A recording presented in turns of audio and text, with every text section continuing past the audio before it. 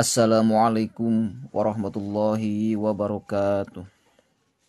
Alhamdulillah wassalatu wassalamu ala Rasulillah Sayyidina Muhammad ibn Abdillah wa ala alihi wa sahbihi wa mawalah wala hawla wala quwwata illa billah. Amma ba'd. Segenap dewan guru dan seluruh peserta didik SMK Al-Fatma yang dirahmati oleh Allah Subhanahu wa taala. Puji syukur kita panjatkan kepada Allah Rabbun Ghafur yang telah memberikan kita berbagai karunia. Sehingga alhamdulillah pada kesempatan ini kita masih diberikan umur yang panjang dan juga dalam keadaan sehat. Mudah-mudahan umur kita dipergunakan untuk ibadah kepada Allah Subhanahu wa taala. Sholawat dan salam semoga senantiasa tercurah limpahkan kepada baginda agung Nabi besar Muhammad sallallahu alaihi wasallam, kepada keluarganya, sahabatnya, dan kepada seluruh umat pengikutnya hingga akhir zaman. Amin ya robbal alamin. Para mustami'in rahimakumullah. Di pagi Jumat ini dalam kegiatan kerohanian, insya Allah Bapak akan menyampaikan tema untuk kesempatan ini, yaitu tentang ibadah kurban. Insya Allah tidak lama lagi kita akan memasuki bulan Zulhijjah, yaitu bulan yang merupakan diperintahnya kita untuk melaksanakan kurban. Kita harus tahu dulu apa itu kurban, sejarahnya, tujuannya, syaratnya, dan jenis hewan apa yang bisa dikurbankan. Apa itu kurban? Kurban adalah ibadah yang dilakukan oleh umat muslim sebagai bentuk pengabdian kepada Allah Subhanahu wa taala. Ibadah kurban melibatkan penyembelihan hewan tertentu dengan niat yang tulus dan mengikuti tata cara yang ditetapkan dalam agama Islam.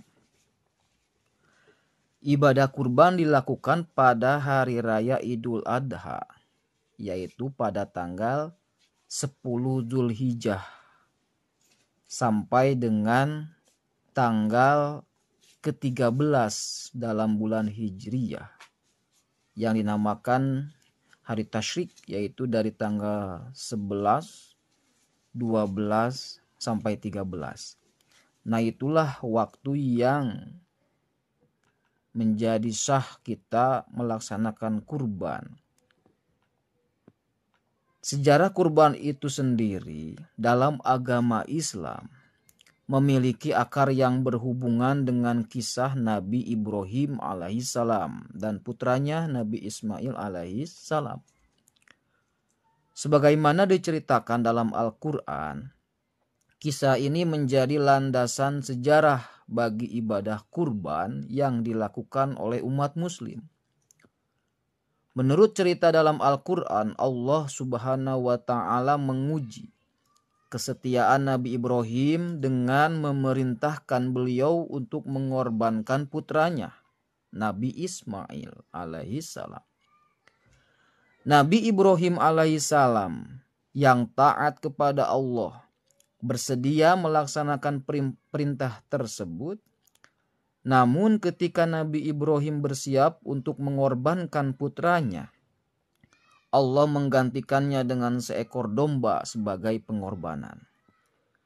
Kejadian ini menjadi peristiwa yang penting dalam sejarah agama Islam, menandakan ketundukan Nabi Ibrahim dan Nabi Ismail kepada kehendak Allah Subhanahu wa ta'ala. Ibadah kurban dalam agama Islam diyakini sebagai bentuk penghormatan dan pengabdian yang mengikuti contoh tersebut. Setelah datangnya Islam dan penyebaran ajarannya, ibadah kurban menjadi bagian penting dari ritual dan tradisi agama Islam. Ibadah kurban secara resmi diatur pada masa kehidupan Nabi Muhammad SAW yang menetapkan waktu dan ketentuan-ketentuan pelaksanaannya. Praktik kurban terus dilestarikan dan dilaksanakan oleh umat muslim di seluruh dunia hingga saat ini.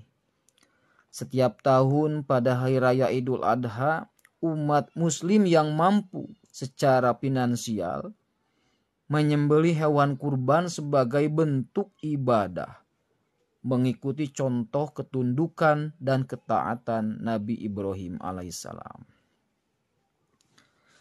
Selain sebagai bentuk ibadah, kurban juga memiliki dimensi sosial dan kemanusiaan yang penting. Daging kurban dibagikan kepada keluarga, kerabat, dan orang-orang yang membutuhkan. Hal ini mempromosikan kebersamaan, kepedulian sosial, dan berbagi rezeki dengan sesama. Nah, sekarang tujuan kurban itu sendiri untuk apa ya?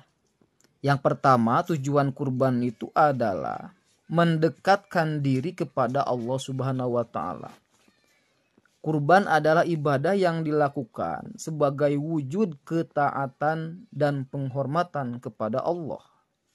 Dengan melaksanakan kurban, seorang muslim berharap dapat mendekatkan diri kepadanya, mengikuti perintahnya dan meningkatkan hubungan spiritual. Yang kedua, tujuan kurban itu adalah mengikuti teladan Nabi Ibrahim. Kurban merujuk pada kisah Nabi Ibrahim yang bersedia mengorbankan putranya atas perintah Allah. Dalam melaksanakan kurban, umat muslim mengikuti teladan kesabaran, ketundukan, dan keimanan Nabi Ibrahim alaihissalam. Tujuan kurban yang ketiga adalah mengungkapkan rasa syukur. Kurban juga merupakan bentuk pengungkapan rasa syukur kepada Allah atas berkah dan nikmat yang diberikannya. Dengan mengorbankan hewan kurban, seorang muslim mengakui dan menghargai karunia yang diberikan Allah dalam hidupnya. Yang keempat, mendistribusikan dan berbagi rezeki. Salah satu tujuan kurban adalah untuk berbagi rezeki dengan sesama. Daging hewan kurban dibagi menjadi 3 bagian. Di antaranya untuk dikonsumsi sendiri, diberikan kepada keluarga, kerabat, serta disumbangkan kepada orang-orang yang membutuhkan. Tentu hal ini mendorong apa? Kebersamaan, solidaritas, dan membantu mereka yang kurang mampu. Yang kelima, meningkatkan kepedulian sosial.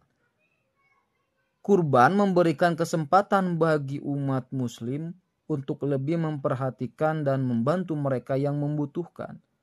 Selain memberikan daging kurban, kurban juga menjadi momen untuk melihat dan merespons kebutuhan masyarakat yang lebih luas, termasuk dalam hal pendidikan, kesehatan, dan pemberdayaan ekonomi. Yang terakhir, tujuan dari kurban itu adalah menegakkan nilai-nilai keikhlasan dan pengorbanan. Kurban mengajarkan umat muslim tentang pentingnya keikhlasan dalam hal beribadah dan pengorbanan dalam menyenangkan Allah Subhanahu wa taala.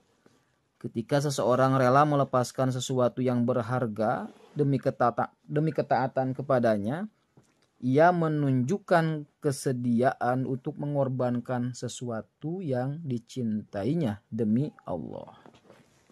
Nah, itu beberapa tujuan dari kurban. Yang selanjutnya, syarat kurban. Syarat kurban itu ada 8 yang di sini yang saya akan sampaikan. Yang pertama, Islam. Orang yang ingin melakukan kurban haruslah seorang muslim. karena ibadah kurban khusus ditujukan kepada umat Islam. Yang kedua, baligh. Seseorang yang melakukan kurban harus telah mencapai usia baligh, yaitu usia dewasa yang ditandai dengan tanda-tanda fisik dan psikologis tertentu. Nah, syarat yang ketiga, berakal. Syarat lainnya adalah seseorang yang melakukan kurban harus berakal, memiliki kemampuan intelektual dan kesadaran dalam melaksanakan ibadah. 4. Memiliki kelebihan harta. Seseorang yang ingin melakukan kurban harus memiliki kelebihan harta yang memadai. Kurban sebaiknya tidak dilakukan dengan mengorbankan kebutuhan dasar atau mengorbankan kehidupan yang sulit. Yang selanjutnya, yang kelima, jenis hewan yang diperbolehkan. Hewan yang dapat digunakan sebagai hewan kurban diantaranya adalah domba, kambing, sapi, ya. Mungkin kalau di Arab itu unta. Hewan tersebut harus memenuhi syarat-syarat tertentu, seperti usia minimal yang ditentukan, sehat, tidak cacat, dan sesuai dengan ketentuan agama. Jadi tidak semua hewan ternak bisa kita jadikan hewan kurban. Ada jenis hewan yang boleh untuk menjadikan kita hewan itu menjadi kurban, tapi ada juga hewan yang tidak boleh dijadikan kurban walaupun itu adalah binatang atau hewan ternak. Yang selanjutnya, nomor 6, waktu pelaksanaan kurban dilakukan pada hari raya Idul Adha yang tentunya jatuh pada tanggal 10 Zulhijjah dalam kalender Hijriyah. Kurban juga dapat dilakukan dalam 3 hari setelahnya, yaitu tanggal 11, 12, 13 yang dinamakan dengan Ayyamut Tasyrik. Jadi hari tasyrik itu adalah 3 hari setelah tanggal 10 Zulhijjah. Setelah hari raya Idul Adha ada waktu 3 hari. Nah, 3 hari itu tanggal 11, 12, 13 disebut dengan Ayyamut Tasyrik. Di luar hari itu bukan termasuk kepada kurban. Penyembelihan kurban itu ada batasan waktu. Di luar itu berarti pemotongan biasa. Yang selanjutnya, nomor 7, seseorang yang melakukan kurban harus memiliki niat yang tulus dan jelas, yaitu melakukan ibadah kurban semata-mata karena Allah Subhanahu wa Ta'ala.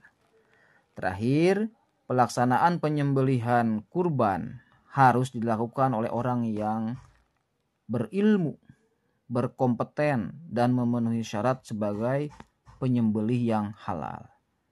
Prosedur penyembelihan juga harus sesuai dengan tata cara yang ditentukan dalam agama Islam. Materi yang terakhir adalah jenis hewan yang dapat dijadikan kurban. Yang pertama tadi sudah disampaikan di atas. Yang pertama itu adalah domba. Nah, domba merupakan jenis hewan yang paling umum digunakan sebagai hewan kurban. Domba yang digunakan harus memenuhi syarat tentunya.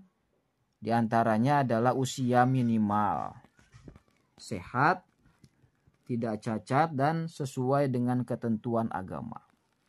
Yang kedua, sapi. Sapi juga dapat digunakan sebagai hewan kurban. Sapi yang digunakan juga harus memenuhi syarat usia minimal. Kemudian harus dalam keadaan sehat, tidak cacat, dan sesuai dengan ketentuan agama. Begitu juga dengan kambing, unta, dan kerbau. Nah, itulah beberapa jenis hewan yang dapat dijadikan menjadi penyembelihan kurban. Ya. Mudah-mudahan di tahun ini kita semua bisa diberikan kesehatan, diberikan umur yang panjang, supaya kita bisa melaksanakan ibadah baik puasa sunnah di bulan Dzulhijjah, begitu juga dengan ibadah kurban yang mungkin di daerah masing-masing pasti akan ada yang melaksanakan kurban. Ketika kita belum mampu untuk berkurban, kita bisa ikut menyaksikan penyembelihan hewan kurban. Kita bisa melihat makna di balik penyembelihan kurban itu, yang pada hakikatnya itu adalah perintah yang Allah perintahkan kepada Nabi Ibrahim alaihissalam, yang tentunya menjadi syariat Islam yang harus dijadikan pendidikan bagi generasi yang akan datang.